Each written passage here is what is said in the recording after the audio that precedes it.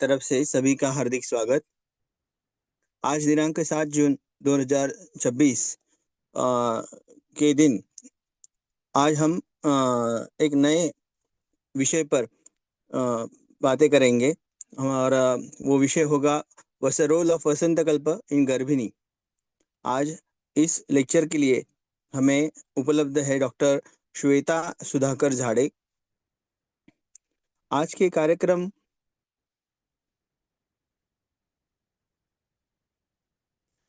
कार्यक्रम के प्रमुख उद्घाटक है डॉक्टर श्वेता डांगरे मैडम। मैं सभी का आप सभी का इस वेबिनार में स्वागत करता हूं। हम अभी धन्वंतरि स्तवन से कार्यक्रम की शुरुआत करेंगे। मैं सभी से विनती करता हूं कि धन्वंतरि स्तवन के लिए प्रार्थना करें। शंखं चक्रं जलौकां दधतमरुगडं चारुदोर्भिश्चतुर्भिः सूक्ष्मस्वच्छातिरुद्याञ्शुकपरिलसन् चारुमम्भोजनेत्रं कालाम्भोदोज्ज्वलाङ्गं कटितटविलसच्चारुपीताम्बराढ्यम् वन्दे धन्वन्तरिं तं निखिलगदवनं प्रौढदावाग्निलीलम्।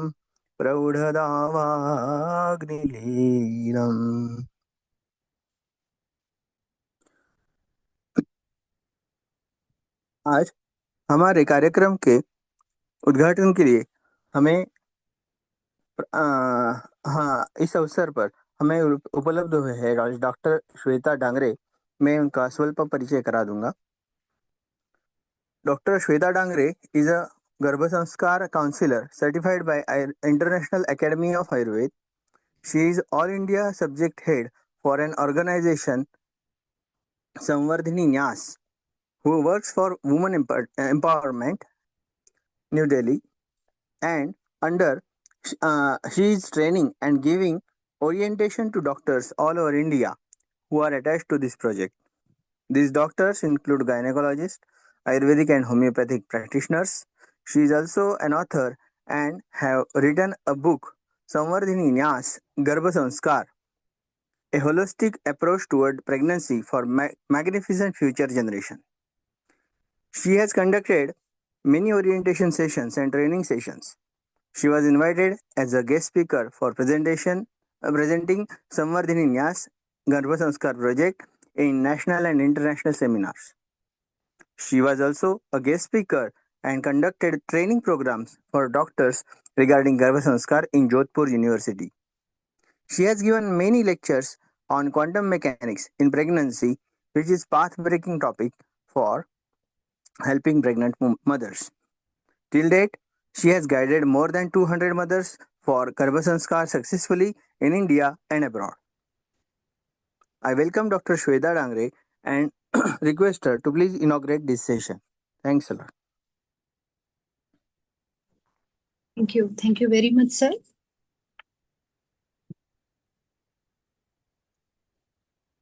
Okay.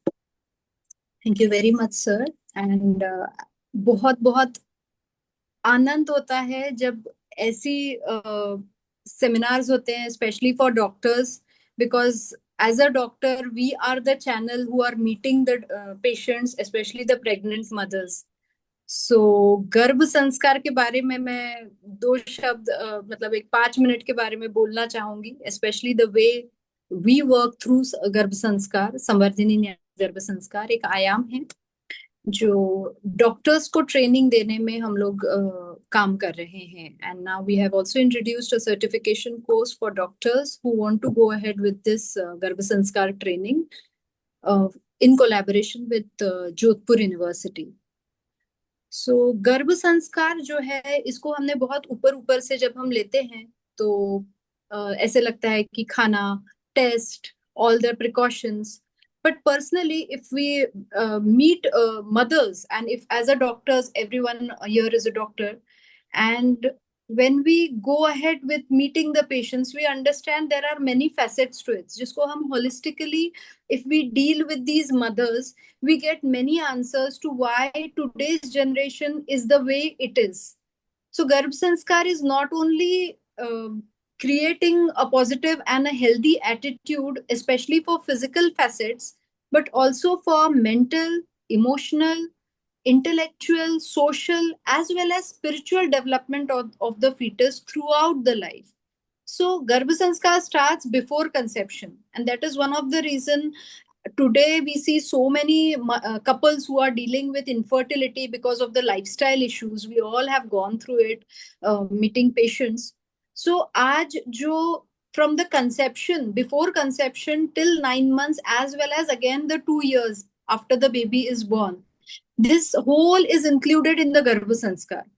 And जब ये चीज हम मैनेज कर लेते हैं as a doctor, it becomes very easy for us, because आज की जनरेशन में आज हमें इसकी जरूरत इसलिए भी ज्यादा पता चल रही है, because the data says and that 2 to 5 years of kids are having depression, 2 to 5 years of kids are having behavioral issues. और ये सारी चीजें कहीं ना कहीं इम्पैक्ट कर रही है हमारे फ्यूचर जनरेशन को, हमारे यूथ को. टुडे सोसाइटल टेंडेंसी हो या फिर crime related to so many kids are involved in the crime, mobile addictions हो, ये सारी चीजें कहीं ना कहीं इम्पैक्ट कर रही है हमारे यूथ को, जो आज हमारी नींव है, हमारे भारत की नींव है. एंड यहाँ कहीं ना कहीं गर्भ संस्कार की बहुत जरूरत है, क्योंकि 80% of the brain development happens in the fetus and during the growing age. So Garbha Sanskar is actually creating circuits in the neurons, and they are triggering the neurons, which is creating so many differences, because baby का जो brain है वो इतना plastic है, वो इतना fragile है, वो changeable है. And if we work on गर्भ संस्कार with the mother, especially अगर हम mother की बात करें, तो जो stress आज mothers deal करे, whether she is working, whether she is not working, especially not the physical stress but emotional, feelings, emotions, FTBA हम इसे कहते हैं, feelings, thoughts, emotions and belief system, ये सारी कहीं ना कहीं hampered है because of the stress. And that is one of the reason we see so many cases of ADHD, so many cases of autism and other behavioral issues also. So आज जो temperamental issues हम देख ही रहे हैं, पूरे दुनिया में हम देख रहे हैं, लेकिन भारत में जो एक रिलीजियस, एक हमारा सनातन धर्म को हमने पकड़ के रखा है आज भी, फिर भी ये जो क्राइम बढ़ रहा है, ये सारी चीजें कहीं ना कहीं we are getting affected, and we should really take into consideration the way we are producing the progeny should be healthy. क्योंकि अगर एक बच्चा कहीं ना कहीं गर्भ संस्कार से जन्म लेता है और एक बच्चा कहीं ना कहीं हमें एक अलग दिशा उसे मिल जाती है, तो वो सिर्फ उसके लिए ही नहीं, उसी के फैमिली के लिए ही नहीं, सोशली भी नहीं, लेकिन हमारे भारत के लिए, हमारे पूरे यूनिवर्स के लिए कुछ ना कुछ एक नया होप हमारे लिए तैयार करता है. So very important fact that यहाँ पे ब्रेन डेवलपमेंट की अगर हम बात करें, तो once nobody has known how much fast the brain of the baby is developing, लेकिन ये भी इतना ही जरूरी है दैट एवरी डे अगर मैं कहूँ तो 150,000 neurons are getting formed during pregnancy.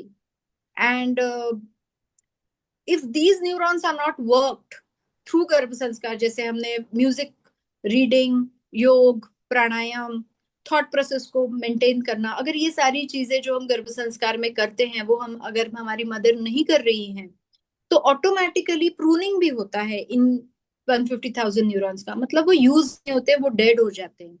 And we have very limited period, because जैसे मैंने कहा भी कि experiences of the foetus brain in the womb can actually change the size, shape and the way the functioning of the brain of the baby.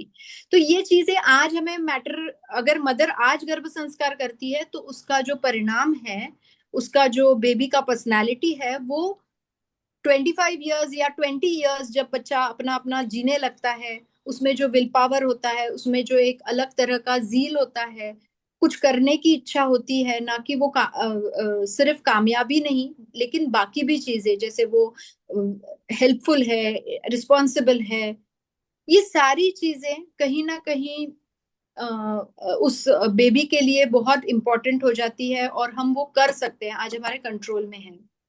We as doctors play a very important role as a counsellor, क्योंकि if counsellor understands, आज हु ने भी बता दिया है World Health Organization की, the health is not just about the physical attitude but also the mental, and all the aspects should be taken into consideration.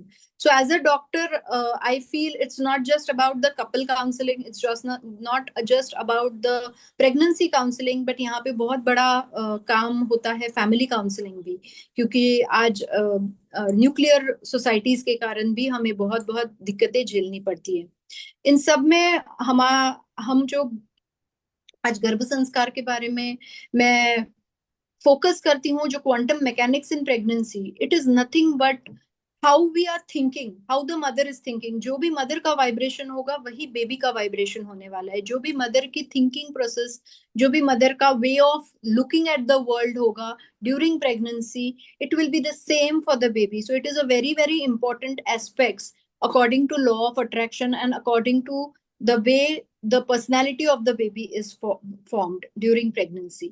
Similarly, गर्भ संवाद ये एक बहुत इंपॉर्टेंट टॉपिक है, क्योंकि बेबी का, जैसे हमने कहा कि ब्रेन डेवलपमेंट अभी 80% हो रहा है, तो ये जो शब्द है that my baby, you are healthy, you are responsible, you are intelligent, intelligent not in just terms of academics but in all the other aspects of the life, कहीं ना कहीं ये शब्द हो सकता है बेबी को समझ में ना आए, लेकिन क्योंकि माँ ने ये फीड किया है, ये words subconscious mind of the baby में फिट होके उसके जो रिजल्ट्स मिलते हैं हमें once the baby is grown up. So it is a studies, these are studies done. आज रिसर्च, मॉडर्न साइंस इतना आगे चला गया है और कहीं ना कहीं ये सारी चीजें हमारे लिए बहुत जरूरी हो गई है। Similarly when we go ahead with conscious birthing, ये बहुत जरूरी है कि आजकल बहुत सारी चीजें हैं, हमें सी सेक्शन ये सारी मदर्स को लगता है, लेकिन अगर हम प्रॉपर काउंसलिंग करते हैं, अगर हम उन्हें अफर्मेशंस, विजुअलाइजेशंस, योग, प्राणायाम और बाकी भी बहुत सारी हिप्नोबर्थिंग की जो टेक्निक्स हैं, इन सारों को जब हम उसको यूज करते हैं तो कहीं ना कहीं देखा गया है, हमारे खुद के एक्सपीरियंसेस हैं कि अगर ये सारी चीजें, whether you are a gynaec, whether you are a Ayurvedic practitioner, whether you are a homeopathic practitioner, it becomes very easy for the mother, क्योंकि वो उसका फियर चला जाता है और वो कहीं ना कहीं कंट्रोल पा लेती है। पोस्टपार्टम डिप्रेशन के बारे में आज बहुत कम लोगों को पता है। Even males go through postpartum depression. ये एक ऐसा टॉपिक है जहां हमें बहुत जरूरी है, क्योंकि इसके बाद जो परिणाम हो रहे हैं उसके इफेक्ट्स भी बेबी को होते हैं। लेकिन ये देखा गया है, अगर मदर इज अ गर्भ संस्कार, शी डिड गर्भ संस्कार थ्रू आउट हर प्रेगनेंसी, इसके जो इफेक्ट्स है ये बहुत कम है। सिमिलरली एक बहुत इंपॉर्टेंट टॉपिक जिसको बारे में बहुत कम लोगों को पता है, that is babies understand what is going through out the birth, और इसके ऊपर भी बहुत सारे बेबीज रिमेम्बर देयर बर्थ, इसके ऊपर भी बहुत सारी रिसर्च शुरू है और इसके भी बहुत सुंदर सुंदर परिणाम आए हुए हैं। अगर हम इन सारी टॉपिक को गर्भ संस्कार में पूरी तरह से मॉडर्न साइंस, आयुर्वेदिक साइंस, इन सब चीजों को not only from the point of view of diet और मेडिसिन बट अदर एस्पेक्ट्स भी हम इन सारी चीजों को इंक्लूड करते हैं, तो कहीं ना कहीं हमारे जो रिजल्ट्स होते हैं वो एक बेटर पर्सनालिटी, एक डिवाइन क्वालिटीज वाला बच्चा, एक अंडरस्टैंडिंग बच्चा, एक लाइफ में कुछ खुद को ही सपोर्ट नहीं लेकिन बाकी हमारे भारत की भी एक नींव जो तैयार हो रही है यूथ की, वो अगर हम कुछ बदल सकते हैं तो गर्भ संस्कार जो आज आप लोगों ने ये आज आरोग्य भारती ने जो ये टॉपिक लिया है, ये मुझे बहुत अच्छा लग रहा है, क्योंकि ये डॉक्टर के लिए एक बहुत अच्छा, as a professional I feel doctors are the best whom the mothers get convinced and whom with mothers share everything and they get that confidence कि हाँ ये बहुत easy है और मैं इन सब चीजों से निकल सकती हूँ। So thank you very much for inviting me for this beautiful journey. Thank you very much. Thank you, thank you sir. Ma'am, Thank you very much. We would be delighted if you share the link from where we can join your orientation program. Okay, sir. Okay. Sir, every year we are conducting संवर्धिनी न्यास गर्भ संस्कार. ये एक आयाम है राष्ट्रीय सेविका समिति का जो न्यू दिल्ली में बेस्ड है. एंड हम जो ये सर्टिफिकेशन कोर्स करते हैं ये हम जोधपुर यूनिवर्सिटी के साथ कोलैबोरेट करके करते हैं.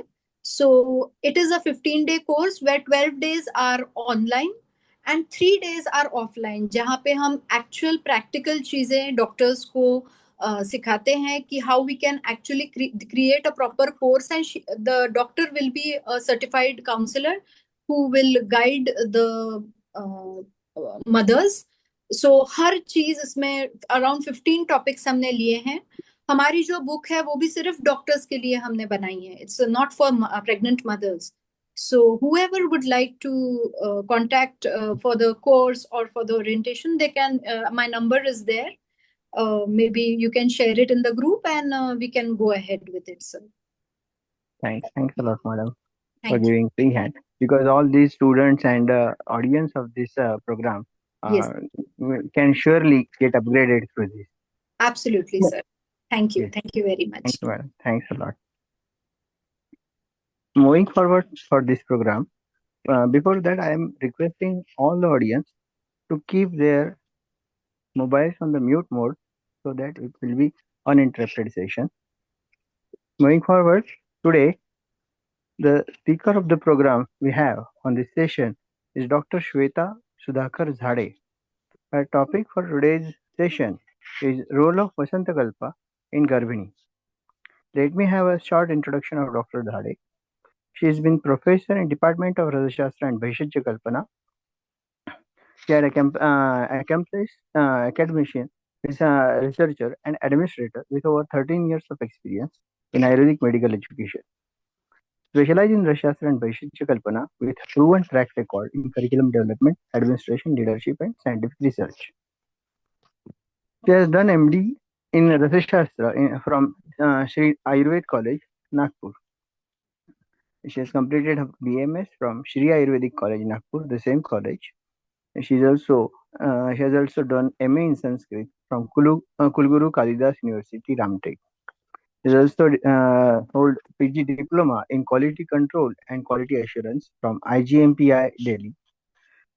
She has also accomplished HSET program from NHS Nashik. She had been professor from Sardar Patel Ayurvedic Medical College and Hospital Balaghat, January 23 to present. She had been associate professor, Faculty of Ayurveda from Mansarovar Global University, Sehor in 2022. Associate professor, Mansarovar Ayurveda Medical College, Bhopal from 2017 to 2022.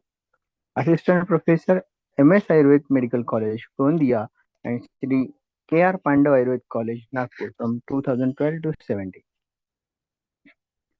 She she has co-authored the textbook Ashtanga Hridayam Sutra Sthanam. Also, she has written many peer-reviewed research papers. Also, she had been in the syllabus development, active contributor to the CCIM National Workshop on BMS and MDMS syllabus restructuring. She had presented many scientific presentations, presented papers over 10 national and international seminars. She is lifetime member of National Integrated Medical Association, NEMA. So, thus we have a very eminent speaker for the topic role of Vasantakalpa in Garbhini. I request Shweta ma'am to please start the session. Thank you.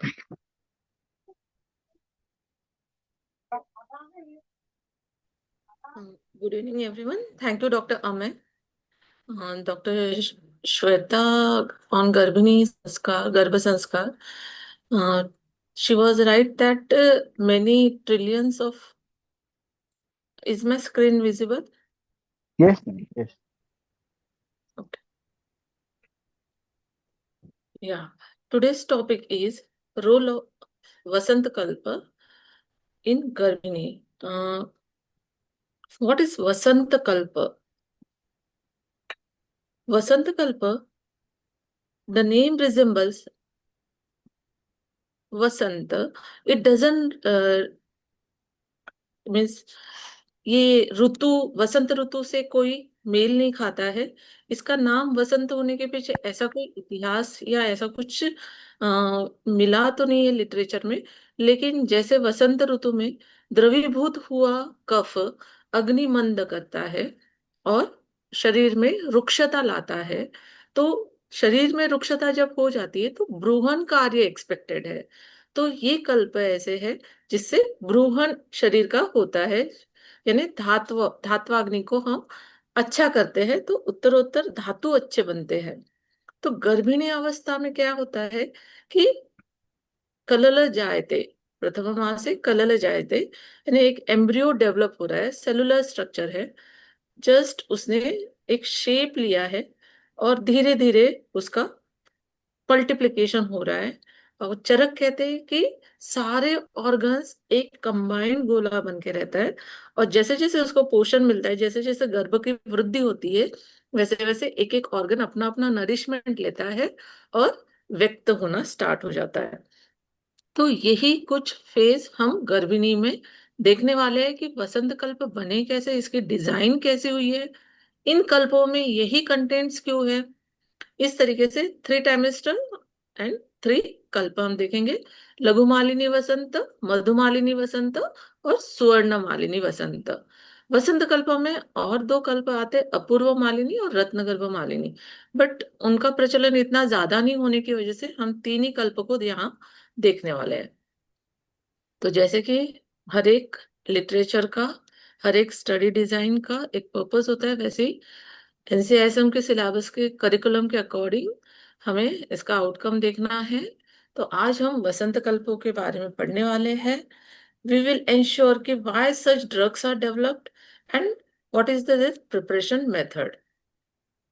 Then we will understand the therapeutic use from foetal development aspect. इसलिए मैंने कहा कि गर्भिणी में इन कल्पों का क्या विशेष उपयोग हो रहा है, इसके बारे में आज हम जानेंगे।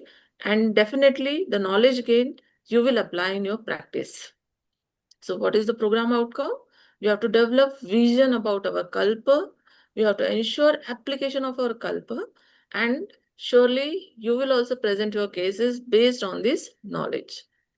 So when we see the 3 trimester, एक गर्भ अपना पूरा शेप लेता है और एक न्यूबॉर्न बेबी इन्फेंट पैदा होता है। In this phase, a mother goes to various changes in her life. Starting trimester, first trimester में तो बहुत वेग सिम्टम्स होते हैं, वो ना कुछ खा पाती है, इतने ज्यादा नौशिया, मूड स्विंग्स और लाइफ में टर्निंग आ रही है, ऐसा फेज रहता है। इसीलिए कहते हैं कि प्रेगनेंसी इज पुनर्जन्म।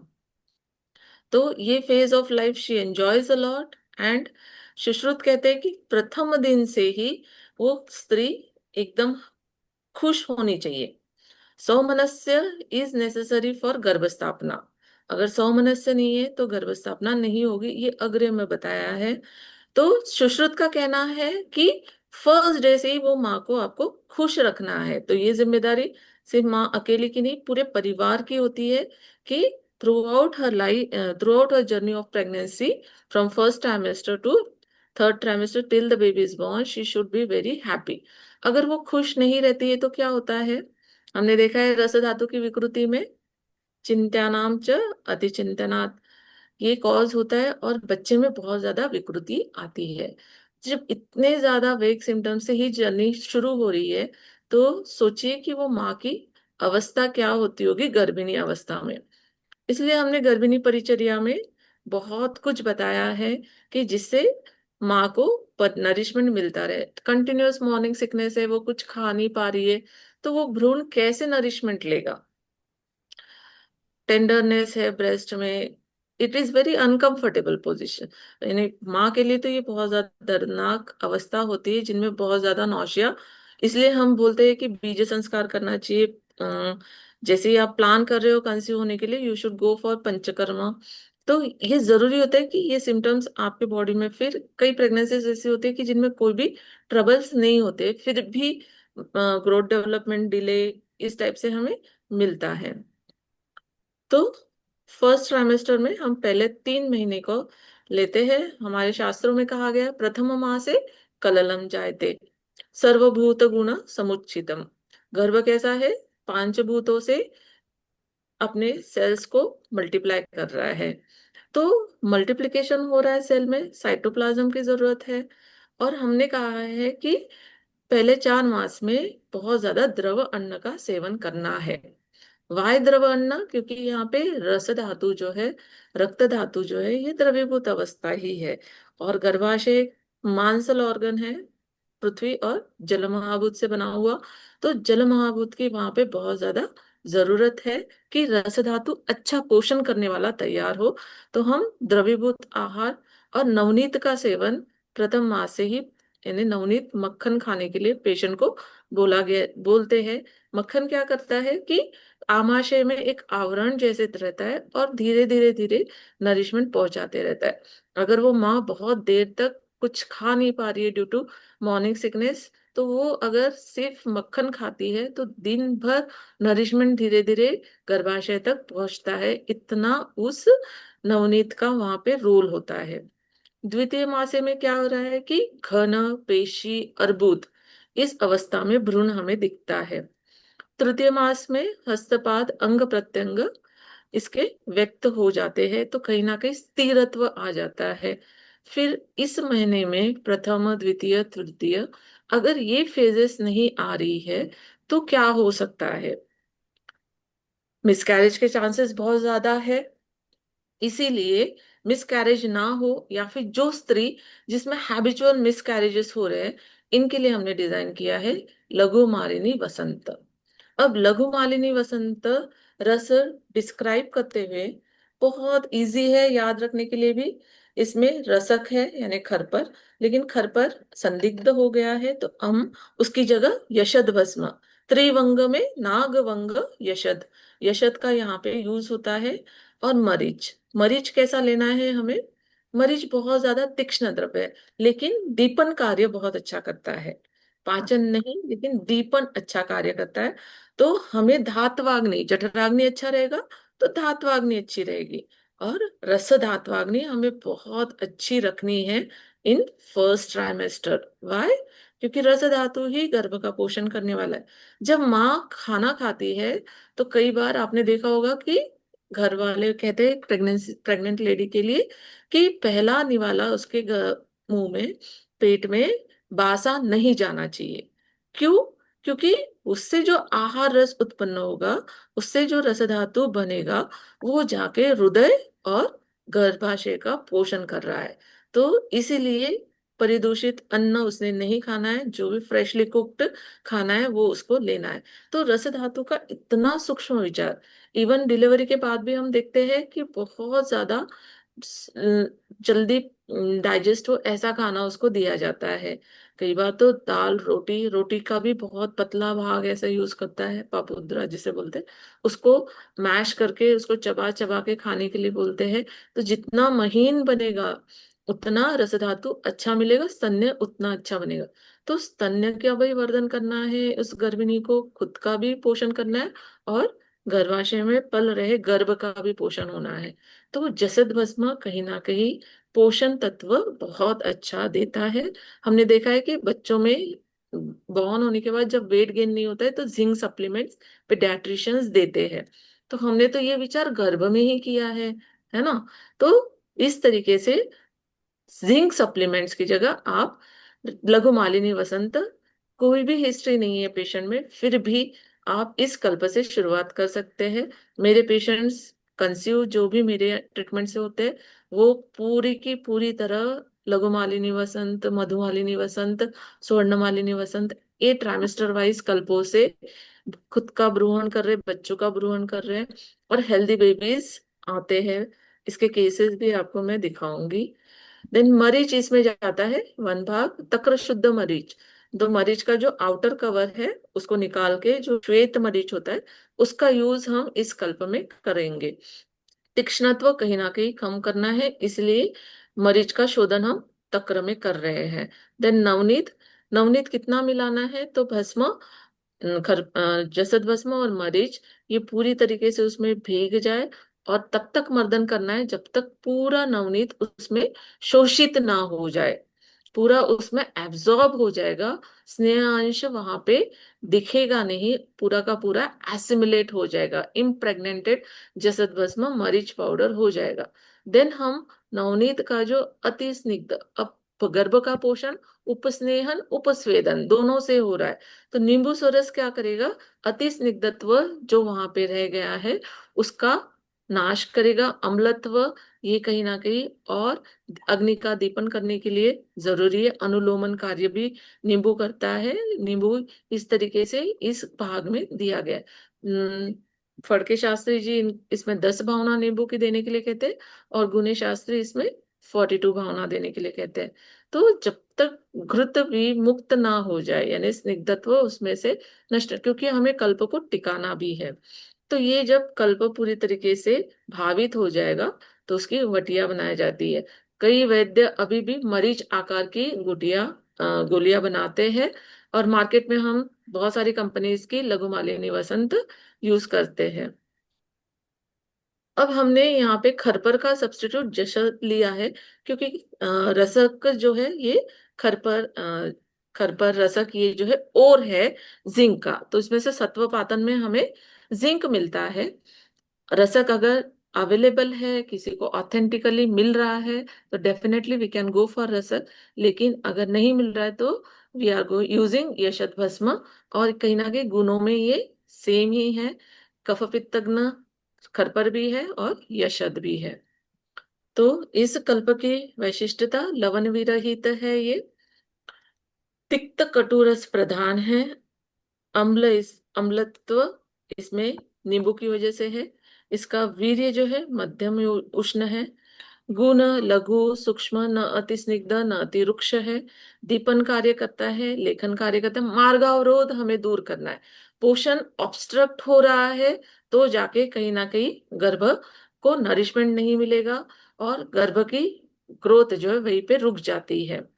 या मदर, माँ के स्ट्रेस लेने के स्वभाव की वजह से, या फिर स्ट्रेसफुल ईटिंग, गर्भ उपघातकर भाव जो होते हैं वो कहीं ना कहीं माँ के आहार विहार से रिलेटेड, इसलिए हमने गर्भिणी परिचर्या में आत्मज भाव को हम ज्यादा नहीं कंट्रोल कर सकते हैं, लेकिन आहार विहार, उसकी सोच, उसकी जो भी डेली रेजिमेन है उसमें हम गर्भ संस्कार को भी इम्प्लीमेंट करते हैं। उसको बहुत ज्यादा हिंसक ऐसा कुछ वातावरण ना दे, टीवी मोबाइल में ऐसा कुछ हिंसक जिसमें बहुत ज्यादा लड़ाई वगैरह हो रही है, इन सब चीजों से हम अवॉइड करने के लिए कहते हैं। ये यही रीजन है कि कहीं ना कहीं हमें वहां पे मार्ग अवरोध नहीं चाहिए। तो physiological stress and mental stress दोनों ही मदर को, यानी बॉडी में ऑलरेडी इतने सारे वेग सिम्टम्स आ रहे हैं, उसका एक स्ट्रेस ऑलरेडी बना हुआ है, उसमें एक इरिटेशन कहीं ना कहीं रहती है, लेट एज प्रेगनेंसीज रहती है, उसमें और वात वृद्ध हो जाता है, और अवरोध वात, मार्गावरोध जो है वात के बिना नहीं हो सकता है।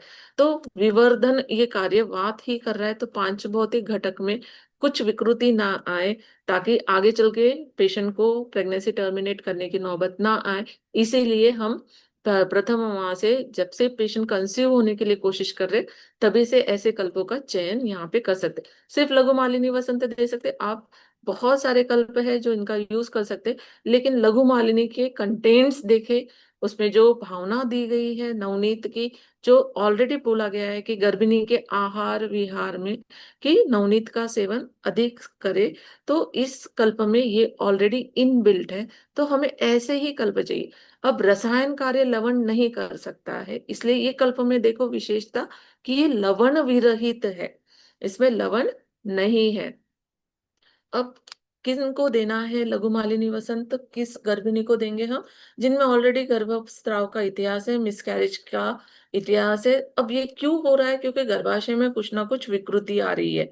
ऋतु क्षेत्र बीज अंबु, अंबु जो पार्ट होता है वो कहीं ना कहीं गर्भ के पोषण से रिलेटेड है। मासानुमासिक जो मंथली जो ब्लड कलेक्ट हो रहा है, जो मेंस्ट्रुअल फ्लो में आ रहा है, अगर वो अच्छे क्वालिटी का नहीं है या फिर उसमें पोषण तत्व नहीं है, तो गर्भाशय में उस गर्भ का इम्प्लांटेशन ही नहीं होगा, बॉडी ही खुद उसको रिजेक्ट कर देती है।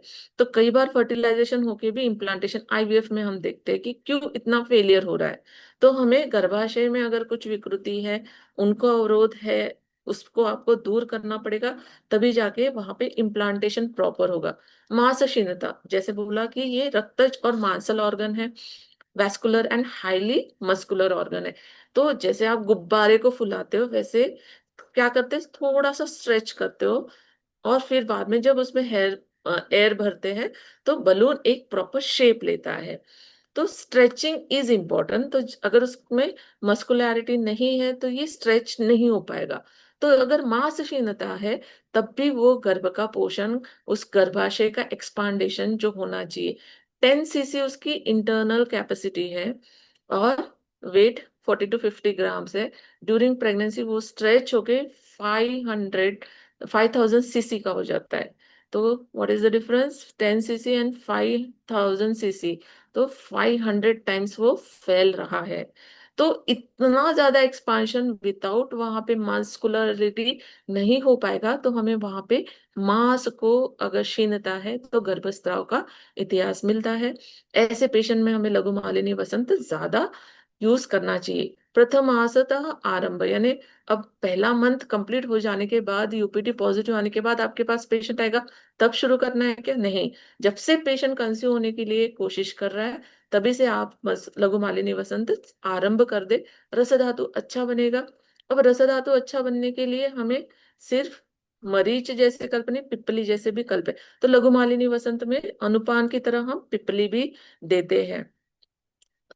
तो रस धातु क्या कर रहे हैं, गर्भिणी का नरिशमेंट, गर्भ का नरिशमेंट और स्तन्य का नरिशमेंट। आगे चल के बेबी जब बॉर्न होगा, तो स्तन्य भी परिपूर्ण लैक्टेशन प्रॉपर होना चाहिए, इसमें भी मदद करेगा। गर्भ का पूरी तरीके से नरिशमेंट होना चाहिए, इसका पूरा ध्यान लघु मालिनी के कंटेंट्स की तरफ दिया गया है। स्रोत अवरोध नाश होगा, तो धात्वाग्नि दीपन कार्य अच्छा होगा। ये भी कंसेप्ट पे हमारा लघु मालिनी पूरी तरीके से सही उतरता है। इसीलिए इसका प्रभाव गर्भ स्थिरत्व। तो जिनका भी गर्भस्राव का इतिहास है, ऐसे पेशेंट्स को आप देकर देखिए, आपको बहुत अच्छे रिजल्ट्स मिलते हैं।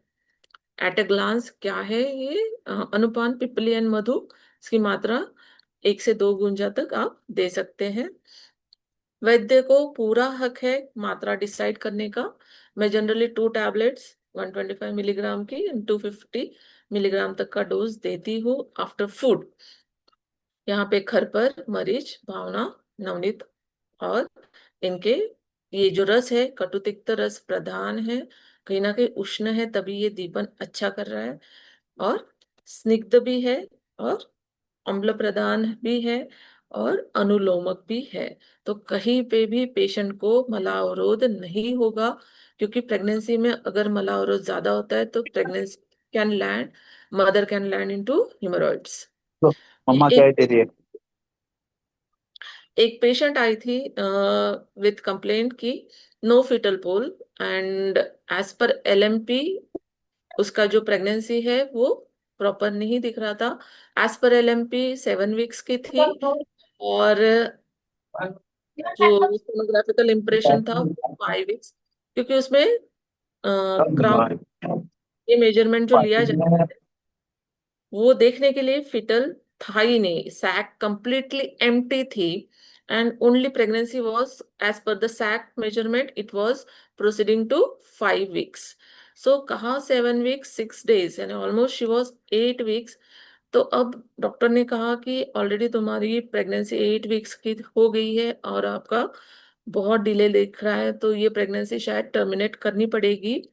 पेशेंट ऐसे कंडीशन में आपके पास आते हैं, और 10 डेज में नेक्स्ट स्कैन करना है, ऐसा डॉक्टर ने कहा है, तो 10 डेज में क्या हो सकता है?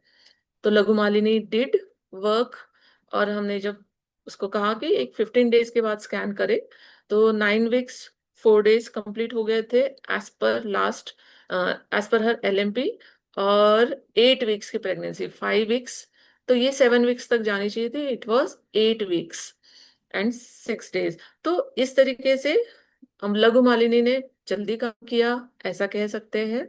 और हार्ट बीट्स भी आ गई, फिटल पोल भी। अब इसमें हम सिर्फ लघु मालिनी को ही क्रेडिट दे रहे हैं ऐसा नहीं, हमने ऑल एस्पेक्ट्स देखे उसमें। तो गर्भिणी जो है वो दीवा स्वाप करती थी, हेतु जो मिले। तो दीवा स्वाप कैसा था, 1 से 2 घंटा, यानी कंसीव होने के पहले का भी इतिवृत्त लिया गया, तो उसमें भी वो दीवा स्वाप करती थी 1 से 2 घंटा। यानी अगर किसी ने उठाया नहीं तो 2-3 घंटे भी वो आराम से सो सकती थी। और रात को भी वो जल्दी सो जाती थी, 10 बजे, और सुबह 6। यानी अति निद्रा कफ वृद्धि, जैसे बोला गया है वसंत में कफ द्रवीभूत कफ होता है, अग्निमंद करता है। तो कहीं ना कहीं ये अग्निमंद जो हुआ था उसकी वजह से रस धात्वाग्नि जो है वो उसका दीपन कार्य करना जरूरी था। लघु मालिनी वर्क हियर। तो जो हमने पढ़ा अभी तक, it was applied in this case. तो सिर्फ लघु मालिनी, मैंने सिर्फ ऐसे केसेस में नहीं, तो जहाँ पे कई केसेस ऐसे हैं, कुछ फ्रेंड्स भी थे जिनमें ऐसी कंडीशन थी कि अब टर्मिनेट करनी पड़ेगी प्रेगनेंसी। उन्होंने कहा कि 8 वीक्स हो गए हैं, 10 वीक्स तक आप रुको, लघु मालिनी लो। And wonder results were there, और हार्ट बीट्स आ गए थे। यानी जहाँ पे होप्स नहीं थे वहां पे भी लघु मालिनी काम करता है। And if there is some की ग्रोथ नहीं है, एम्प्टी सैक ही आ रही है, तो कहीं ना कहीं रस धात्वाग्नि वहां पे ठीक नहीं है, मासक क्षीणता है, we can conclude. So either or, अगर रिजल्ट मिल रहे हैं तो बहुत अच्छी बात है, नहीं मिल रहे तो next time we can start from early phase. और उनमें कहीं ना कहीं शोधन की ज्यादा जरूरत भी होती है, तो पंचकर्मा करवा के, बीज शुद्धिकरण करवा के आगे प्रोसीड कर सकते हैं। तो at least we can give the message to the patient कि एटलीस्ट यू कंसीव्ड। कई बार तो ऐसा होता है कि प्राइमरी रहती है, प्राइमरी इनफर्टिलिटी रहती है जहाँ पेशेंट कंसीव ही नहीं होते। सो गुड साइन इज कि एटलीस्ट यू कंसीव्ड, भले ही it didn't convert into full term. तो इस तरीके से लघु मालिनी वेरियस केसेस में हम देख सकते हैं। तो ras dhatvagni is very important. तो this was our first trimester and first kalpa. Now we are entering into second trimester. चतुर्थे सर्व धातु भाव स्थिरी भवति। हमने एंड किया था कि स्थिरत्व आ रहा है। अब यहाँ पे सब धातु, जैसे चरक ने कहा कि ये पूरा मांस का गोला ही है और हर एक ऑर्गन वहां पे कंबाइंड है। Now every organ is taking its shape. तो चतुर्थे द्वौ हृदय अवस्था। तो यहाँ पे गर्भिणी अब द्वय हृदय अवस्था में आ गई है। लेकिन हमने देखा कि पहले ट्राइमेस्टर में तो हार्ट आ गया है, इट हैज स्टार्टेड पंपिंग। कई बार 5 वीक्स में भी हार्ट पंप करना स्टार्ट कर देता है। तो हम चतुर्थ मास में द्वौ हृदय अवस्था ऐसा क्यों कह रहे हैं? तो यहाँ पे धातुओं का नरिशमेंट होके रस धातु हृदय का पोषण करना चालू कर दिया है, ये कहीं ना कहीं हमें इंगित करना पड़ता है। अब पंचमे मन, हृदय आ गया, मन आ गया। हृदय कहाँ व्यक्त होता है? मन में। कई बार ऐसा होता है कि हार्ट अटैक आ गया और पेशेंट को बोला जाता है, पेशेंट के रिलेटिव्स को बोला जाता है कि इनको आप स्ट्रेस मत दो, इनको आप कोई ऐसे भाव मत व्यक्त करो जिससे इनका उद्वेग आए। तो वो हार्ट को कहीं ना कहीं कम, तो हमारा मन व्यक्त कहाँ हो रहा है? हृदय में। तो अब उस हृदय में मन आने लग गया है, बुद्धि के पहले मन व्यक्त होने लग गया है।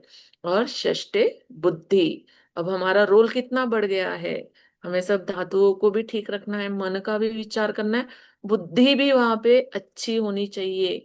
तो कल्प हमें ऐसा बनाना पड़ रहा है, मधुमालिनी वसंत। तो इसमें आ गया है, इसमें खरपर नहीं है, इसमें हिंगुल है। दर्द यानी हिंगुल।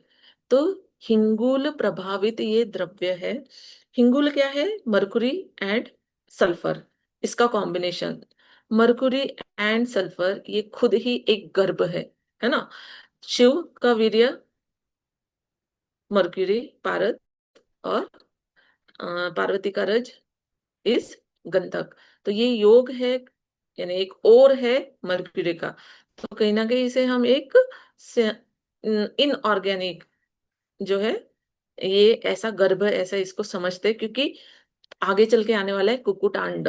तो उसके पहले हम क्या करते हैं, ये हिंगुल को दाड़िंब स्वरस की भावना देते हैं, क्योंकि हिंगुल का सबसे अच्छा यूज जो है ज्वर में बताया गया है। तो सर्व ज्वर हर हिंगुल। तो हम त्रिभुवन कीर्ति जैसे रस का यूज करते हैं, तो जहाँ पे हिंगुल डाला गया है। तो यहाँ पे हम गर्भिणी के एस्पेक्ट से जब हम इस कल्प को देख रहे हैं, तो हमें अपतर्पण करने वाला ड्रग चाहिए नहीं, हमें ब्रूहन कार्य वाला ड्रग चाहिए। लेकिन अपतर्पण कहाँ पे होगा ये, अगर इसमें हम भावना नहीं दे रहे या इसको हम प्रोसेस नहीं कर रहे। तो इस कल्प को हमें प्रोसेस करना है। तो हम यहाँ पे कुछ फल यानी दाड़िंब स्वरस की इसको भावना देते हैं, 7 भावना, फिर इसको पूरी तरीके से सुखाते, छाया शुष्क करना है। देन इसमें हम डालते हैं कुक्कुट अंडा। एक लोहे की कढ़ाई में इसको लेंगे, गरम अग्नि देंगे, और इसमें हम बल्क के साथ लिक्विड वाला पोर्शन भी अंडे का उसमें डालेंगे। कब तक इसको जब इसमें डालेंगे तो इसको चलाते रहना है। कब तक चलाना है, जब तक हिंगुल की गोले जैसे अवस्था नहीं हो जाती है, गोलिये जैसा फॉर्म नहीं होता है। यानी ये अंडा में, कुक्कुट अंडा में ये पूरी तरीके से एब्जॉर्ब हो जा रहा है। तो कुक्कुट अंडा ये आहार्य द्रव्य है, ये कोई औषधि द्रव्य नहीं, इसमें रस प्रधान द्रव्य है। और हमारा हिंगोल जो है वो वीर्य प्रधान द्रव्य है।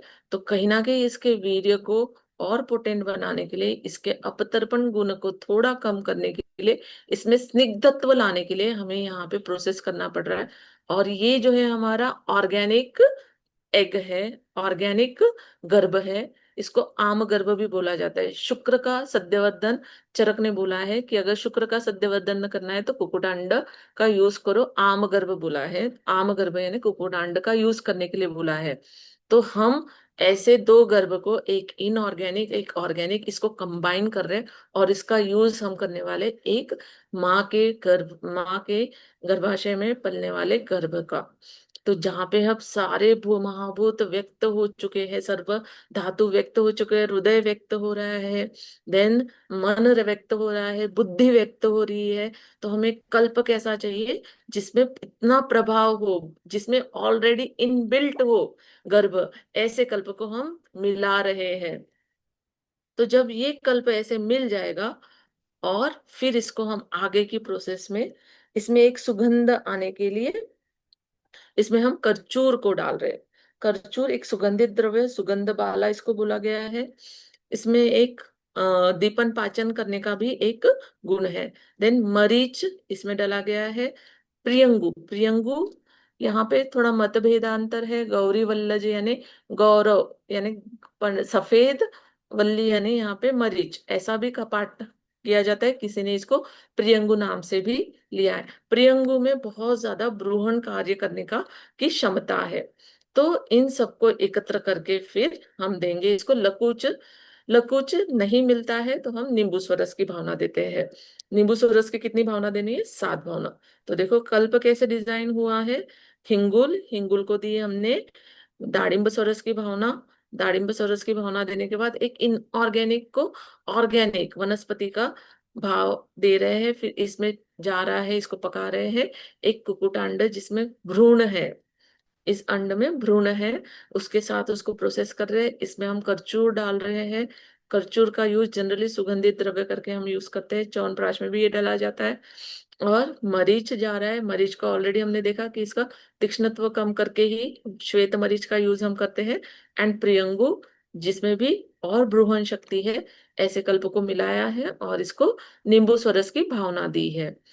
नींबू सरस अगेन अग्निदीपन लेखन कार्य अच्छा करता है, वातानुलोमन कार्य अच्छा करता है। तो ये कल्प परिपूर्ण हुआ अब हमारे गर्भिणी को पोषण देने के लिए। ठीक है, तो यही है प्रोसेस, निर्माण विधि। अब इसकी फलश्रुति हम बाकी का छोड़ देते हैं। बल पुष्टि प्रदायक वसंतो वैद्य पूजितम, ऐसा कल्प है जिसकी वैद्य पूजा करते हैं। यानी किस एस्पेक्ट से, क्योंकि इसकी फलश्रुति ही इतनी अच्छी है। गर्भ वृद्धिश्च असो, वृद्धि करश्च असो, ये ऐसा कल्प है जो गर्भ की वृद्धि बहुत अच्छे से करता है। तो IUGR के पेशेंट आपके पास आएंगे तो इंस्टेंटली क्लिक होना चाहिए मधुमालिनी वसंत, गर्भिणी नाम सुखावह, क्योंकि मांस धातु का पोषण अच्छी तरीके से हो रहा है। गर्भाशय में कोई दिक्कत नहीं आ रही है, गर्भिणी के कहीं ना कहीं सिम्टम्स नॉर्मलाइज हो रहे हैं, तो इस अवस्था में गर्भिणी सुख को प्राप्त करती है, ऐसा भी इसका मीनिंग होता है। अगर आपने मधुमालिनी वसंत उसको चौथे महीने से स्टार्ट किया है तो गर्भ का नरिशमेंट अच्छा हो रहा है, और बल मास की विवर्धना, यानी बच्चे में भी बल आ रहा है, माँ में भी बल अच्छा हो रहा है। और इसका अनुपान, अनुपान बहुत जरूरी है। घृत और शर्करा के साथ पेशेंट को लेने के लिए बोलना है, क्योंकि हमने देखा है कि हिंगुल इसमें ऑलरेडी, मरीच इसमें ऑलरेडी तीक्ष्णत्व रुक्षत्व गुण है, तो यहाँ पे घृत और शर्करा का यूज करना है। और ये बायो अवेलेबिलिटी, यानी जल्दी वो फैलना चाहिए, बॉडी में एब्जॉर्ब होना चाहिए, इसमें भी अनुपान हेल्प करता है। It is a vehicle. तो गर्भ वृद्धि करश्च असो गर्भिणी नाम सुखावह बल मास विवर्धनम। जहां पे भी मांस धातु की क्षीणता है, वहां पे आप मधुमालिनी वसंत का यूज करो। आएंगे आपके पास पेशेंट उपोशुष्कक नागोदर। उपोशुष्कक में क्या होता है कि माता जो है उष्ण तीक्ष्ण आहार का ज्यादा सेवन करती है। नागोदर में क्या होता है कि माता के विहार में ज्यादा अच्छी क्वालिटी नहीं होती है, कैसा भी कभी भी खाना, कभी भी ये करना। तो दोनों के इसमें मधुमालिनी वसंत का यूज आप कर सकते हैं। गर्भ में जहाँ पे ग्रोथ नहीं दिख रही है, ऐसी अवस्था है, उपशुष्क का नागोदर। गर्भ वृद्धि जहाँ पे रुक गई है, वहां पे पंचमे मास शोणित उपचय, 5वें महीने में मांस और शोणित का उपचय होना स्टार्ट हो जाता है गर्भ में। षष्ठे केश रोम नख अस्थि धातु व्यक्त होना भी स्टार्ट हो रहा है। रस रक्त मांस मेद अस्थि, तो अस्थि धातु की भी हमें नरिशमेंट होना चाहिए। जितना मांस अग्नि अच्छा होगा, उतना अस्थि अग्नि भी और ज्यादा अच्छा होता है। तो षष्ठे नख केश रोम नख, ये जो है पितृज भाव होते हैं, यानी ये पितृज अवयव के नाम से पिता के जैसे होंगे अस्थि, जो भी घनीभूत है वो पिता के इस पे से जाएगा। तो आपने अगर बीज संस्कार किया है तो कहीं कहीं तो भी माता और पिता दोनों का करना पड़ता है, यानी कपल काउंसलिंग होती है, कपल की बीज संस्कार करने होते हैं, तब जाके ये भी भाव आप अच्छा कर सकते हो। लेकिन मधुमालिनी इस अवस्था तक भ्रूण को, गर्भ को पोषण देने का काम कर रहा है। तो यहाँ तक हमारा सेकंड ट्राइमेस्टर मधुमालिनी वसंत का कंसेप्ट, हिंगुल, कुकुटांडत्वक, कुकुटांड कंप्लीट बल्क, और उसका लिक्विड पार्ट एल्ब्यूमिनियम पार्ट, कचोर यानी सुगंध वाला, मरीच, प्रियंगु, और भावना हम दे रहे हैं दाड़िम्ब सोरस और नींबू सोरस। तो ये कहीं ना कहीं हिंगुल यहाँ पे विशेष भाव से काम कर रहा है। और उसमें हम अंड, गर्भिणी को अंडा खिलाओ, जब IUGR है तो चिकन, अगर नॉनवेज खाती है तो देने के लिए दिया जाता है, कहा जाता है बाय गायनेकोलॉजिस्ट की ज्यादा इनका सेवन करो। ये एक IUGR की पेशेंट आई थी 22 वीक्स में, इसको बोला गया था कि बेबी का वेट जैसा है वैसा नहीं आ रहा है, तो IUGR स्टेज 1। तो ऐसे इसमें क्या करना चाहिए? तो हमने उसको मधुमालिनी लेने के लिए कहा। 15 दिन के बाद उसके गायनिक ने खुद ही स्कैन किया, तो उसके बाद उन्होंने कहा कि नहीं, वेट अच्छा है। तो हमारे पास उसकी रिपोर्ट नहीं है, क्योंकि उन्होंने प्रिंट नहीं दिया। अभी जो नेक्स्ट स्कैन होगा तब उसका रिपोर्ट आएगा, तो यहाँ पे अभी मैं वो रिपोर्ट पोस्ट दे नहीं पा रही हूँ। तो इस तरीके से IUGR में जहाँ बच्चे का वेट अच्छा नहीं है, वहां पे आप मधुमालिनी जैसे क्योंकि मांस धातु विवर्धनम, तो इस तरीके से पेशेंट में डेवलपमेंट मिलता है। देन आता है थर्ड ट्राइमेस्टर। अब क्या हुआ है? अब सब कुछ तो बन गया अस्थि धातु तक, अब आ रहा है शुक्र धातु, ओज, सभी धातुओं का सार ओज। और उसके बाद कभी भी पेशेंट की डिलीवरी होगी।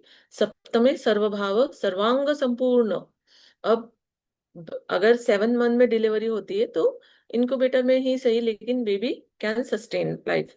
लेकिन अष्टमे माह से अगर इन केस डिलीवरी होती है तो आइदर मदर और बेबी सर्वाइव्स और बोथ। तो हमने कई ऐसे पेशेंट देखे कि अष्टम में ब्लीडिंग स्टार्ट हुई है और हम एडवाइस करते हैं कि इंस्टेंट हॉस्पिटलाइजेशन करे, देन फॉलोअप लेते तो mother and child both are gone. ऐसा इतिवृत्त मिलता है, ऐसा जब पता चलता है तो इट्स वेरी पेनफुल कि सब कुछ सही था, क्या हुआ कहा। तो ये ओज अस्थिर भवती ओज, इसको अभी भी, या फिर अगर भी हुआ तो उसको कुछ ना कुछ सेरिब्रल पाल्सी या फिर न्यूरोलॉजिकल सिम्टम्स कुछ ना कुछ रहते हैं। ऐसा भी तो इसमें बहुत स्कोप है, सर्वे होना चाहिए कि इस इस 8 मंथ में बॉर्न बेबीज कैसे है, या फिर वो मदर और चाइल्ड में से कौन सरवाइव हुआ। तो कहीं ना कहीं इस सर्वे में हमें बहुत कुछ कंक्लूड करने में हेल्प होगी, एविडेंस बेस्ड स्टडी ये कहीं ना कहीं हो सकता है। और अगर सब कुछ यहाँ तक सही है, नवम मास दशम एकादशे, तो अब स्टिल बर्ड्स भी मिलते हैं 9th मंथ में भी। कई बार स्कैन करने जाते हैं और पता चलता है कि बेबी नहीं रहा, या फिर बर्थ के दौरान baby can not sustain and there stillbirth, baby born without life. ऐसे जब इतना सब कुछ हो गया है, एंड में ऐसा क्यों हो रहा है? तो कहीं ना कहीं एज ऑफ मदर, मदर की लाइफस्टाइल या स्ट्रेस या जो भी भाव है, या फिर दैव, जो भी है वो अनएक्सप्लेन्ड है। तो हर एक ट्राइमेस्टर कुछ ना कुछ अपना महत्व रखता है। तो यहाँ पे शुक्र धातु का वर्धन होना चाहिए, ओज बनना चाहिए। ऐसा कौन सा द्रव्य हम ले सकते हैं? इट इज स्वर्ण। तो यहाँ पे आ गया स्वर्ण मुक्ता। दोनों भी ओज वर्धक, शुक्र धातु का वर्तन तो स्वर्ण है, रसायन है मुक्ता और स्वर्ण। स्वर्ण तेज है तो मुक्ता शीत द्रव्य। तो दोनों सूर्य और चंद्रमा दोनों का मिलन यहाँ पे हुआ है। देन दरद, अगेन हिंगुल यहाँ पे है। मरीच, खरपर, खरपर यहाँ पे सबसे ज्यादा क्वांटिटी में है। तो जिंक सप्लीमेंट अब बच्चे को ज्यादा चाहिए, क्योंकि पेडियाट्रिक के पास जाके जिंक सप्लीमेंट देने के बजाय why not to give it in 3rd trimester only. और इसको फिर से हम भावना दे रहे हैं नवनीत की। जैसा लघु मालिनी वसंत था, सेम ऐसा ही है, सिर्फ यहाँ पे स्वर्ण मुक्ता दरद ये एक्स्ट्रा ऐड हुए हैं। देन नींबू सोरस की भावना। तो नींबू सोरस की भावना अम्ल द्रव्य कहीं ना कहीं और पोषण, नरिशमेंट, अनुलोमन कार्य के लिए अच्छा माना जाता है। लेखन कार्य भी अपेक्षित है। कहीं पे भी मार्ग अवरोध नहीं होना चाहिए, प्लेसेंटल इनसफिशियंसी, प्लेसेंटल कैल्सिफिकेशन कहीं नहीं होना चाहिए। प्रेसिपिटेट्स बनते हैं अगर कैल्शियम और आयरन ज्यादा ले रहे हैं या एक साथ ले रहे हैं तो प्रेसिपिटेट्स बनते हैं। तो इसलिए उन दोनों को अलग अलग लेना चाहिए, ऐसा कहा गया है। तो हमें इसकी जरूरत ही नहीं पड़ती अगर आपने प्रॉपरली मासानुमासिक यहाँ पे दिया है, उसको गर्भिणी परिचर्या किया है, हर एक ट्राइमेस्टर में वसंत कल्प दिए हैं, तो इन सब की प्लेसेंटल इनसफिशियंसी नहीं आती है। और 7th मंथ में क्या कहते हैं? प्लेसेंटल प्रीविया, यानी अगर लो लाइंग प्लासेंटा है तो उसमें कई बार ब्लीडिंग के चांसेस होते हैं, या फिर प्रीटर्म डिलीवरीज होती है। तो ऐसा कुछ भी ना हो, इसलिए ये कल्प शायद डिजाइन किया गया है। और सर्वरोगहर इसकी फलश्रुति में कहा गया है। तो सर्वरोगहर यानी गर्भिणी के भी सर्वरोगहर, गर्भ के भी सर्वरोगहर। इस एस्पेक्ट से अगर हम इसको देखते हैं तो गर्भिणी में इसका यूज हमें ज्यादा अच्छे से समझ में आता है। मैं सिर्फ आज एक अवस्था लेकर आपको कल्प बता रही हूँ कि गर्भिणी सप्त धातुओं का वर्धन कैसे हो रहा है, एक लघु मालिनी से स्वर्ण मालिनी वसंत तक। धातुगत अवस्था, ज्वर के बाद की जो अवस्था होती है, दौर्बल्य जो होता है, उसमें स्वर्ण मालिनी की बहुत ज्यादा ख्याति है। लेकिन हम यहाँ पे स्टिक ओनली टू गर्भिणी, ऐसा है। तो मैं सिर्फ उसी एस्पेक्ट में बात कर रही हूँ। स्वर्ण मुक्ता दरद मरीचम, इसको भावना है नवनीत की, खरपर नवनीत की भावना, नींबू की भावना, मात्रा। अब यहाँ पे अनुपान अगेन पिपली, लघु मालिनी वसंत में भी हमने पिपली लिया था।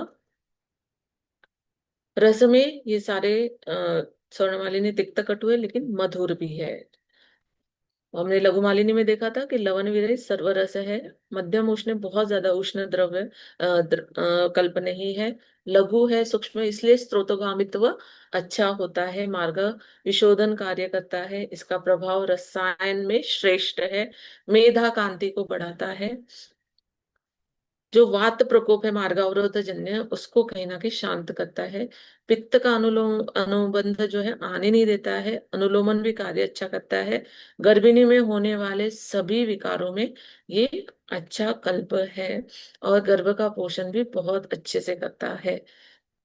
रसायन बल्य ओजवर्धक, ऐसा स्वर्ण भस्म के लिए कहा गया है, मुक्ता के लिए भी ओजवर्धन, इसलिए ये कल्प में इसका यानी अनुलोम गति से क्षय है, प्रतिलोम गति से क्षय है, बच्चे को नरिशमेंट किस माध्यम से नहीं मिल रहा है, सब मार्गावरोध दूर करने का काम इस कल्प के द्वारा किया जाता है। क्विक रिकैप है, एक पेशेंट ऐसी आई थी कि लास्ट 36 वीक्स कंप्लीट है, लेकिन जो एब्डोमिनल सरकमफरेंस है वो छोटा है, तो ग्रोथ परसेंटाइल इज लेस 11%, ऐसा सोनोग्राफी में कहा गया था। और इसके बाद स्कैन नहीं होने वाला है, डायरेक्ट डिलीवरी होगी, उसमें जो भी आएगा, अभी इस फेज में हम कुछ भी नहीं कर सकते, ऐसा डॉक्टर्स ने कहा। और जब ये देखा तो मैंने कहा कि आप कुछ नहीं, जब तक डिलीवरी नहीं होती है तब तक स्वर्णमाली निवसन मॉर्निंग रसायन काल सुबह उठ के दूध के साथ रोज दो, तो हार्डली वी हैड 15, जब उसकी बेबी हुई तो it was healthy baby, weight भी उसका 2.9 kgs था, एंड एब्सोल्युटली फाइन, कोई एब्डोमिनल सर्कमफेरेंस लो नहीं था। कई बार सोनोग्राफी में भी एरर्स होते हैं, बट स्टिल हमने 15 दिन उसको स्वर्णमालिनी दिया था, और जो वेट उसका था अप्रोक्सीमेट उतना ही वेट बेबी का मिला सोनोग्राफी के फाइंडिंग्स के अकॉर्डिंग, बट आगे पीछे थोड़ा सा था, but it was absolutely healthy baby with no any problems. तो इस तरीके से गर्भस्राव का अगर इतिहास है, गर्भाशय में विकृति है, तो वहां पे हमें रसवह स्रोतस की दृष्टि, रसधात्वाग्नि, इसको अगर हमें अच्छा करना है तो हमें वहां पे लघु मालिनी जैसे कल्प यूज करने हैं। गर्भिणी में जहाँ अस्थि मांस बल क्षीण है, बलवर्धन करना है, मांस धातु को ठीक करना है, वहां पे हम मधुमालिनी वसंत यूज करेंगे। ओजस करत्व, अष्टमे माह से अस्थिर भवती ओज जो बोला गया है, तब आपको ओजस कर ऐसा चाहिए कल्प, तो Swarna Malini Vasant. First trimester, second trimester, third trimester में ग्रोथ वाइज भी हमने देखा, तो ये तीनों कल्प बहुत अच्छी तरीके से बैठते हैं, और हम इसका यूजेस ज्यादा अच्छी तरीके से गर्भिणी में कर सकते हैं, ऐसा कंक्लूजन है। इसका इलाबोरेटिव स्टडीज कुछ पब्लिकेशंस हुए हैं, उसका एक समरी है, और बहुत ज्यादा रेफरेंसेस थे, मैंने उसको सम अप किया है। Progesterone activity for in first trimester of लघु मालिनी, इस तरीके से बहुत ज्यादा स्कोप है इस स्टडीज में, and this is the beautiful note given to me by patient, और मैं वही थैंक यू के लिए स्लाइड के लिए यूज करती हूँ।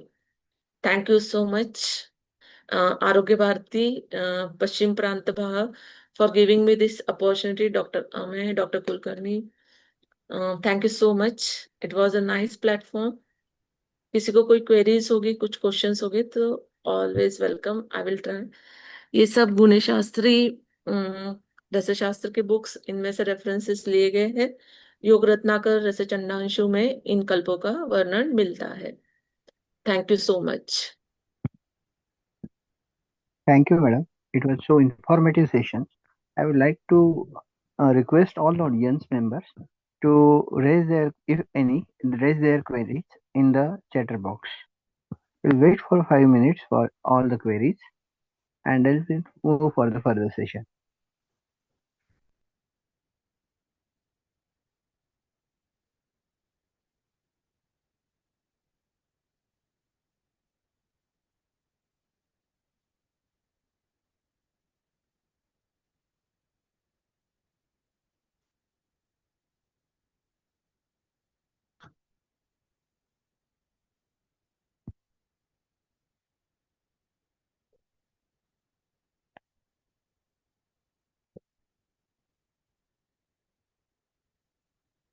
Please feel free to share all the queries.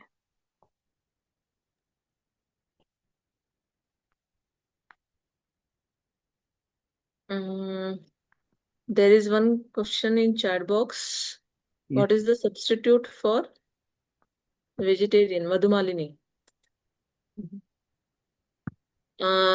वैद्य अपना ड्रग खुद बना के भी दे सकता है. तो if you don't want to put don't want to give Madhumalini, it's okay. There are many other medicines such as Sariva. सारिवा रक्त प्रसादन इवन गर्भ का वर्ण सुधारने में भी बहुत अच्छा काम करता है. तो सारिवा जैसे कल्प आप यूज कर सकते हैं. मासानुमासिक कल्प भी यूज कर सकते हैं. औषधि सिद्ध दुग्ध का भी पेशेंट को सेवन करवा सकते हैं. शतावरी भी दे सकते हैं. तो there are N number of drugs गर्भिणी के लिए सेफ है ऐसे. इवन काश्मीरी यष्टि ज्येष्ठ मध इनसे सिद्ध अगर दूध देते हैं तो बच्चे का वेट बढ़ता है. गर्भिणी का वेट नहीं बढ़ता है. ऐसा भी देखा गया है. जीवनीय गण के जितने भी मेडिसिन है आप उसका भी यूज कर सकते हैं. या फिर लघु मालिनी वसंत को कंटिन्यू कर सकते हैं सेकंड ट्राइमेस्टर में भी.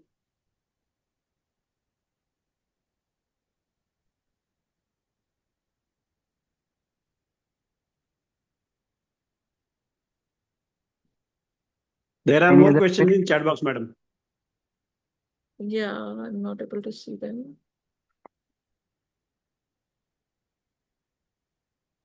May sir, can you read all those questions? Sir, the One by same one. problem is with me. I can't open that chat box. Yeah, I'm also not able to open. May I Can help we you in this use case? in Yes, sir, IVF please. pregnancy in patient above Ah. 40 years? Can we use this kalpa in IVF pregnancy in patient above 40 years? Yes, why not? अगर गर्भिणी के लिए बोला गया चाहे वो IVF से conceive हो रही है या आईओआई से कंसीव हो रही है, there is no problem. Even हमने ऐसा भी देखा है कि पेशेंट हमारे पास उत्तर बस्ती के लिए आई थी. एक एक्टोपिक प्रेगनेंसी की वजह से एक ट्यूब उसको रिमूव करना पड़ा. देन जब भी सर्जरी कंसीव हुई वो बाय आईओआई, तो पहले 2 साइकिल्स में राइट ट्यूबेक्टोमी हुई थी उसकी.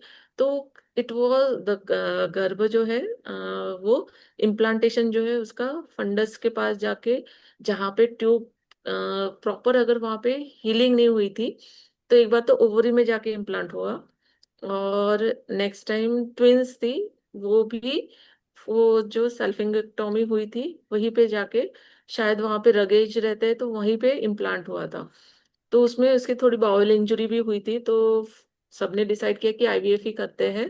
तो शी केम कि उत्तर बस्ती के बाद आईवीएफ अच्छे से होता है तो मुझे करना है. तो मैंने उसको कहा कि तू 2 साइकिल्स उत्तर बस्ती करके थर्ड साइकिल में ट्राई कर, you can conceive naturally. And उत्तर बस्ती के बाद she conceived in the third cycle. हमने कहा कि ये ट्राई कर, उसके बाद अगर नहीं होता है तो you can go for IVF. And she conceived. First time उसने प्रेगनेंसी जो है यूटराइन प्रेगनेंसी सैक आने के बाद वो आके पेशेंट रोते भी है, बहुत ज्यादा इमोशनल भी होते हैं. तो 2 साल मैंने क्यों खर्चा किया, 2 महीने में मुझे रिजल्ट मिल गए. यानी ऐसी भी हिस्ट्री रहती है. तो हमारे पास अगर रिजल्ट मिल गए तो पेशेंट को आईवीएफ की भी जरूरत नहीं पड़ती है. तो अगर पेशेंट है आईवीएफ से कंसीव हुए है तो you can give medicine, it's not a big issue. लेकिन हाँ, उनके जो आईवीएफ में जो मेडिकेशंस या इंजेक्टेबल्स रहते हैं उससे उष्णता बहुत बड़ी हुई रहती है. और हमारे कल्प ब्रोहन कार्य के लिए बने हैं. उसमें हमने तीक्ष्णत्व को कम करने के लिए मरीज का भी शोधन किया है तक्र में.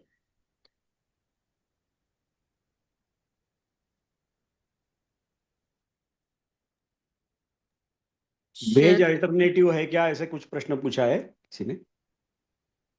हाँ, मधुमालिनी का वो तो बताया मैंने कि आप लघु मालिनी को कंटिन्यू कर सकते हैं या फिर अ,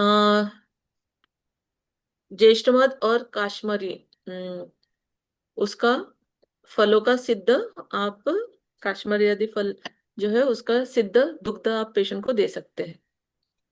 व्हाट इज अल्टरनेटिव हो गया ये क्वेश्चन. आजकल अगर गायनिक ने कहा है तो जो अंडे नहीं खाते वो भी एग्स खाने लग गए हैं, ऐसा हमने देखा है. कैन वी यूज दिस कल्प इन 40 years? Yes, this question is solve. योगासन करूंगा, ये कुछ अलग ही मैसेजेस आ रहे हैं. I think audience must put any relevant question. Should we use this Vasant Kalpa as prophylactic? Prophylactic, what do you mean by that?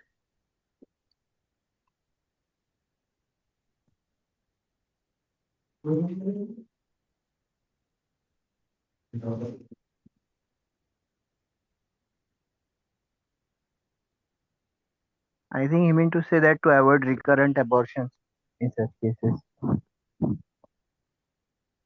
Yes, अगर गर्भपात की हिस्ट्री है तो you can definitely recommend. Even foetal cardiac activity अगर नहीं मिल रही है या फिर फिटल पोल नहीं दिख रहा है, we can wait and let scan reveals that कि वहां पे हार्ट बीट्स आ गई है.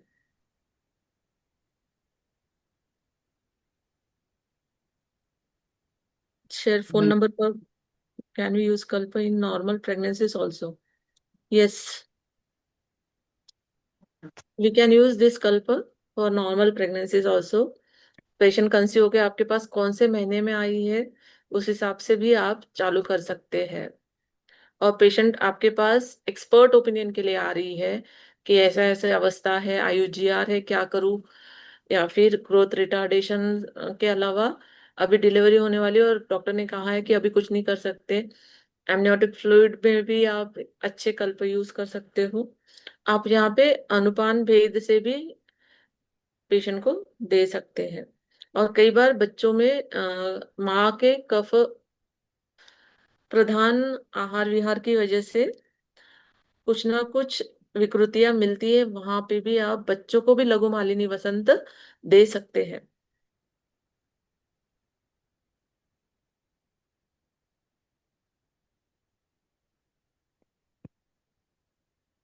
Ma'am, one question from my side, if may I. Yes sir. Is there any kind of study that this was effect of Vasanta Kalpa on the cell lineage? Because all these cells are progenitors of our immunity Yes, system and circulatory system. when I was searching for this updates, I got a study. They had published research protocol in patients having a habitual abortion. Cell line studies was designed, and in that they are published only research protocol. So deep study may be something different. Okay. So I Yes, think those who are doing PG in the concerned subject can have this opportunity. definitely. Yes, Yeah. yes. Yeah. We can talk n number of. There are many researches ongoing.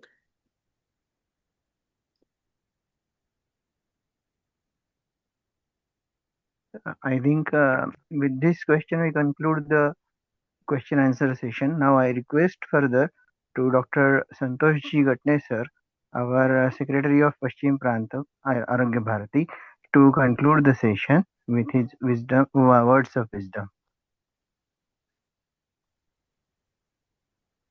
धन्यवाद doctor Aamir Gaydhani sir.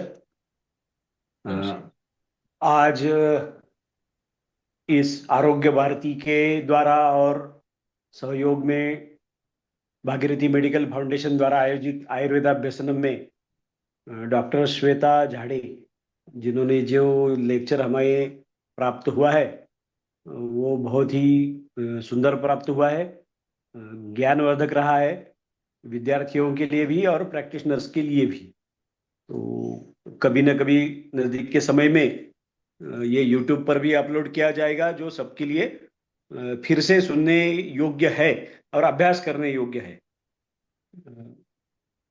गर्भावस्था ये ऐसी अवस्था है कि उसके बारे में एक लेक्चर में पूरा ज्ञान समेटना मुश्किल है. इसलिए इस विषय पर पहले भी एक व्याख्यान रचना शारीर के दृष्टिकोण से हुआ है. कुछ प्रश्न ऐसे भी है कि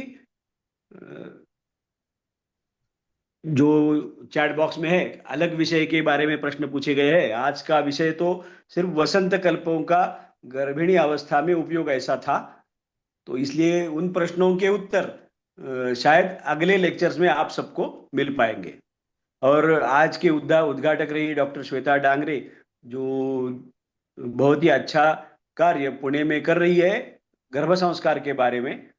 वैसे तो वो होम्योपैथिक प्रैक्टिशनर है, लेकिन अन्य शास्त्र इस विषय पर क्या कर रहे हैं, इस विषय पर रुचि रखने वाली ऐसी डॉक्टर है। तो परतंत्रावलोकनम यह हमें आचार्य अनुसरण करने के लिए बताते हैं। तो इस दृष्टि से आयुर्वेदाभ्यसनम के इस सत्र में हमारे साथ आयुर्वेद का ज्ञान सुनने के लिए अन्य शास्त्रों के भी तज्ञ उपस्थित रहते हैं और पूरा ध्यानपूर्वक सुनते हैं, उनके सुझाव भी देते हैं। हम सबको, आयुर्वेद के विद्यार्थियों को मुझसे जोड़कर सबको एक संकल्प ऐसा है कि आचार्यों का जो भी परतंत्रावलोकन का अनुसरण करने का एक सलाह है, उसका सब लोग अनुसरण करें। एक तरफ हम सब बात करते हैं राष्ट्रीय स्तर पर कि हम सब भारत को विश्वगुरु बनाना चाहते हैं। यह एक अपना राष्ट्रीय संकल्प होना चाहिए और है भी। आरोग्य भारती यह राष्ट्रीय संकल्प के बारे में आरोग्य क्षेत्र में हमारा योगदान क्या होना चाहिए, इस दृष्टि से विविध आयामों पर कार्य करता है। उसमें से एक आयाम है गर्भ संस्कार। भारत का भविष्य यह बच्चे हैं और गर्भावस्था में इनका बहुत ही अच्छा सुपोषण होना चाहिए, अच्छे संस्कार होने चाहिए। इस दृष्टिकोण से इस एक्टिविटी का आयाम का समावेश आरोग्य भारती ने अपने आयामों में किया है। आप ऐसे आयामों के द्वारा आरोग्य भारती के कामों के साथ जुड़ जाए, ऐसी आप सबको विनती करते हुए मेरा समापन की दृष्टि से जो कथन है वो पूर्ण करता हूं। धन्यवाद। धन्यवाद सर, बहुत बहुत धन्यवाद। मैं सभी ऑडियंस और अपने आज के कार्यक्रम के प्रमुख व्याख्याता सभी को विनती करता हूं कि वो शांति मंत्र में हमारे साथ जुड़े। ओम सर्वे भवन्तु सुखिनः, सर्वे सन्तु निरामयः, सर्वे भद्राणि पश्यन्तु, मा कश्चित् दुःखभाग् भवेत्। ओम शांति शांति शांति।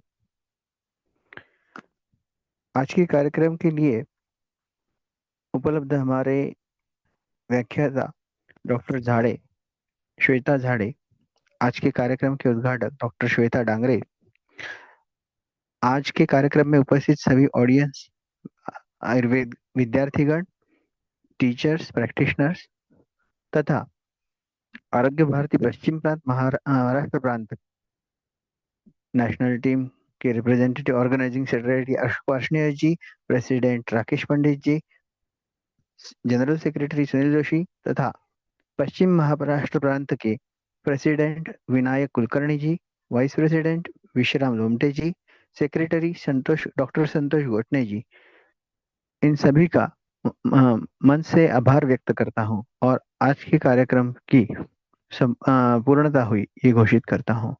धन्यवाद। Thank you sir.